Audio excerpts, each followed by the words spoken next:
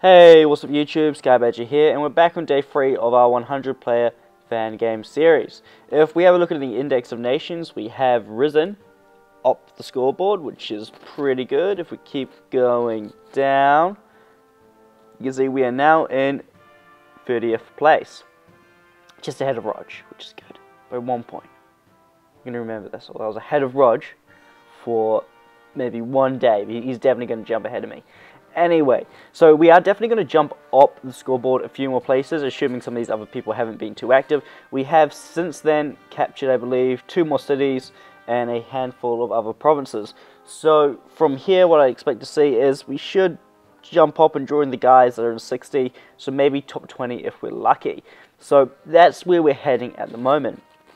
In terms of most advanced nations, I don't think we actually made the list, but that's not too surprising. We'd be on 3 or 4%, and I haven't really been too good in my research, I guess. Like, I could easily bump up my stats in the research by, getting armored car, for example. That takes 30 minutes, and that would definitely push me ahead and get me up with everyone else. But because of the fact this game, that I'm going to try and avoid the whole armor area and never ever touch it. I might get mechanized infantry, but never ever touch it. I might also get actually that could be useful.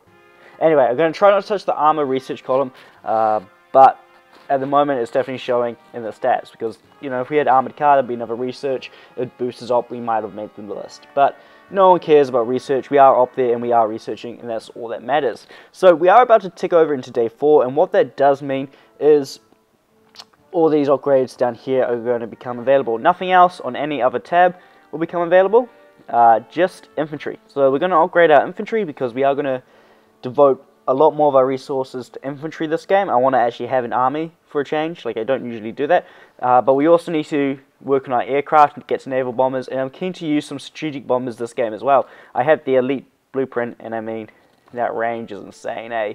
Look at that. 1,210 kilometer range. You could definitely do some damage to that. That could be really fun to play with. So, I'm keen to invest in a bit of everything, and as per usual, I am going to invest heavily in my navy, as I always do. I'm also going to try to research transportation ships, but this is actually a really expensive upgrade. Considering, what it's for, it is, it's hellishly expensive, but I feel like for me, as an island nation, as good old New Zealand, I do kind of need it. So over the past few days, we've continued producing subs. We did have to go back to infantry after we took a beating trying to capture goddamn Rockhampton.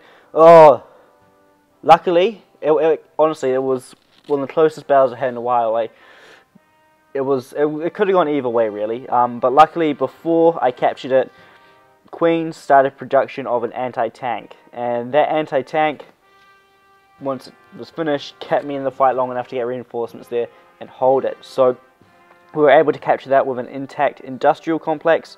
Same with Townsville, and same with this one up here as well. So we've been pretty lucky in that respect. I haven't had to build any new industrial complexes.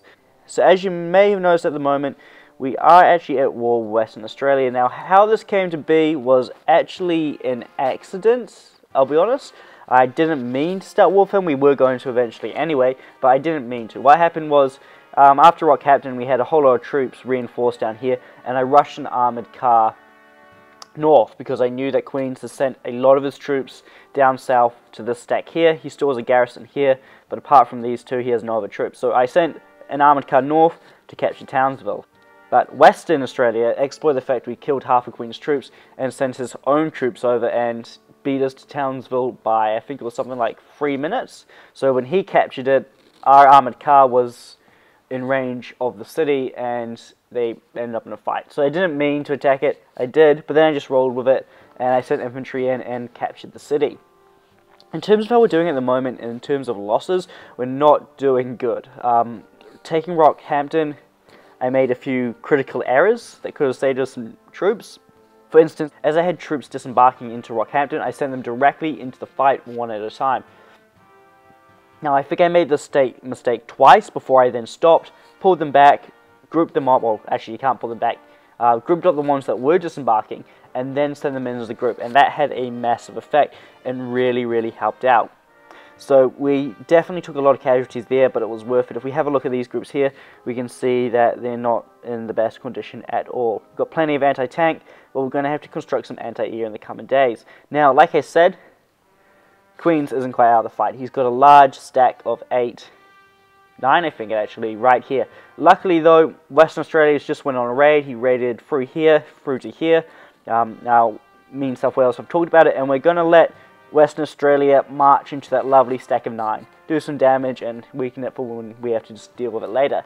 So, at this point, I think Queens has given up.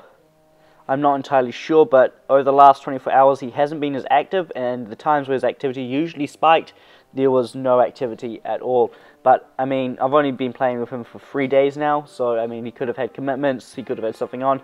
It's simply too hard to tell, so we are keeping a decent amount of troops in the area, even though we're fighting along this border down here. So, to deal with that big stack, obviously, Western Australia's free infantry. Thanks, buddy, for contributing, you know, doing your fair share. I've started production of artillery. Now, building infrastructure took some time, so the artillery is going to be a little bit late, but it will be good once it gets there. We're already starting infrastructure construction in Townsville, and I'd like to get all these cities in here producing troops as fast as possible. Now, we also had to start producing aircraft at some point, and I don't actually have any centralized area to produce aircraft. I think what I'm going to go for is I'm going to produce a lot of my ships in New Zealand, because I have a lot of ports. I can open ports here, and opening ports in my core cities will be great for the production of resources. It will really boost them. So if I'm going to have to spend oil on opening ports, it may as well be in my core, where I can maximize the production increase as well. So I'll build ports in my core, build ships over here, and then from there send them up. In Australia, I will try to use cities like this one here and this one down here. If I capture them, I'll try to use them to produce aircraft, and then use existing ports in the cities around it to produce ships, infantry, and other units. So that's the plan right there. Can that finally capture that? 12 minutes, nearly there. Okay, once it gets down to 7, you can 10 to 7 minutes, you can usually jump and cut some time off. Now you'll notice I also have some submarines out at the moment, and these ones up here are just doing a little bit of scouting. So I just scouted out to make sure Papua New Guinea wasn't going to try anything, and his troops spread out. From what I've seen along this coast, is they're just in groups of 1. It's even possible that he may have joined the game and hasn't done anything since. Like, I mean, if we look at his cities, there's no change. So it's highly likely that Papua New Guinea has joined the game. Let's have a look. Let's have a look at Port Papa. Yeah, as a rank 20, he may have joined the game, may be committed to others, and he may have already given up. He might not be too happy with his position, so it should be pretty easy to take. I don't think anyone will beat us to him, so he may become inactive in the meantime, and then the AI will hopefully build some lovely upgrades to those industrial centers so we can have them when we capture them. But I don't think any of the guys around here are going to go for it and attack him. Last time I checked, these two guys were fighting, so that should keep them preoccupied and keep them busy. Yep, so the Philippines and then some AI nations, so that should keep them busy. Well, I'm not even sure what this guy here is up to. He's allied, at least in the same coalition as the Philippines, so these two guys are together, and they're probably going to try to take him out, which is all good. So in terms of our economy, this is the last area we will really cover.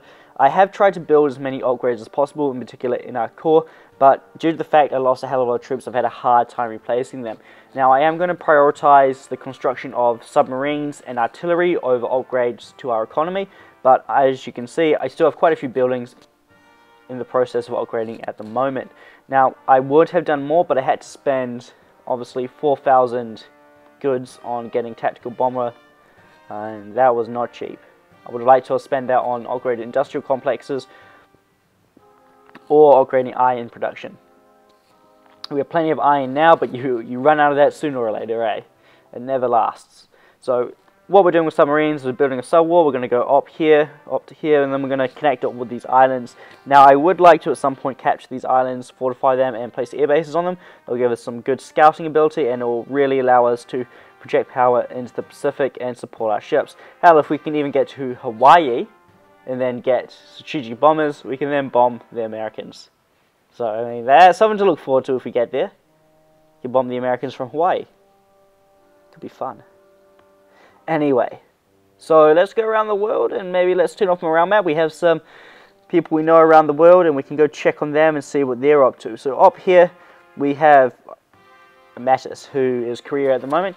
He played in the last fan game and he was part of the winning group of players last fan game. So he's playing as Korea now. He is allied with me and eliminated down here in New South Wales, but due to the fact he's all the way up here, we can't really help him too much. He is making progress and he's putting a good dent into this guy right here, just using conventional artillery strikes. So march forwards, fire with artillery, clear it out and move forwards. That's exactly what I'm going to do once I get my artillery as well. Really good attack. Now he's also got a highly fortified position up here against Manchukuo? I don't know, you guys will tell me if I butchered that one. And that is a pretty strong position right there. Not much that will get through that, and if anything does get through that, he will have time to reinforce from surrounding positions and get artillery into position to counter.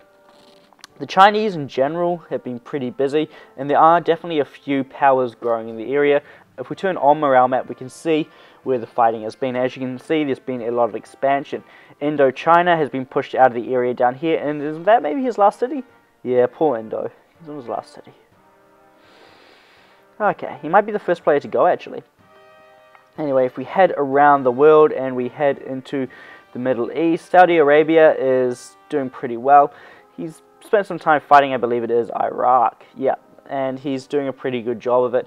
Persia seems to have disappeared, and I mean, that looks like a bit of backstabbing right there. The fact that Iraq crept into Persia's capital and then took it out like that. If we have a look at what rank Persia is, what rank is he? Oh, Persia.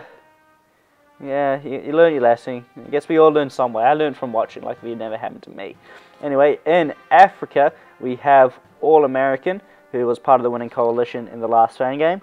And he's doing pretty well at the moment, although now that he's come up against some artillery, it could be interesting to see how this goes. He certainly does not really look too prepared for it, especially if there is artillery in mass. Luckily, however, it does appear as though he is moving in his own artillery. I'm not sure what his relation is with the players around him, but at this point in time, it seems as though he's just moving southwards. By moving south, he's going to give himself plenty of opportunities to capture new lands. These positions down here are looking pretty strong, and as we can see, it looks as though Libya is moving west. So he is in a good position. If we come up into Europe and turn morale map off again, we can see that Romania, who is London Field, who was Nigeria last game, is, actually making some good progress. We can see that he's pushed all the way up into central Russia, and he has accidentally moved into here, but I mean, you make mistakes like that. But I mean, when you're up against militia, you can't lose. So, as far as I'm concerned, Romania's already won the fight. Central Russia doesn't stand a chance with militia. Like, I mean, come on, look at that. Like, militia is defending infantry with 2.3, and infantry attacks with 2. It's, sure, the militia will win in a 1v1, but, even with the RNG in this game, he could get lucky and kick ass.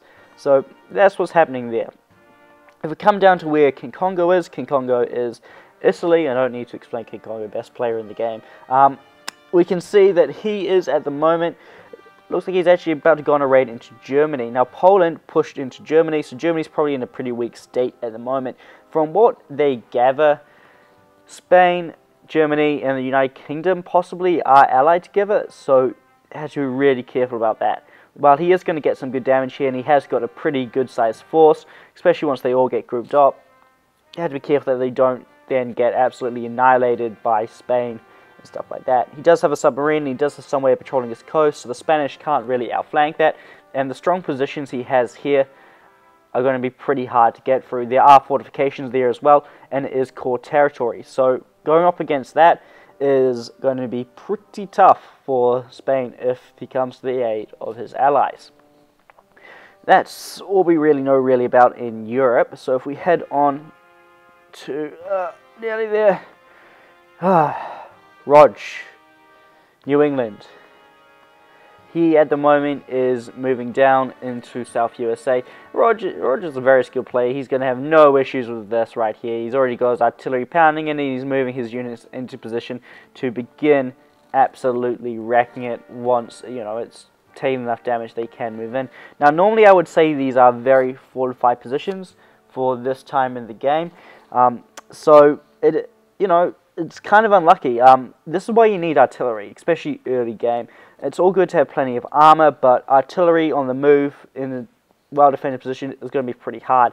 South USA could do a counterattack at the moment, especially with the number of armored cars, but I mean, running into that would be pretty dismal. So I think South USA is going to have a bad time here. And I think that's really just about all we know about the world. We do have some other players in the game that are playing with us, but I don't have shared map with them, so we'll take a pass on them. Thank you for watching, and I'll see you in the next episode.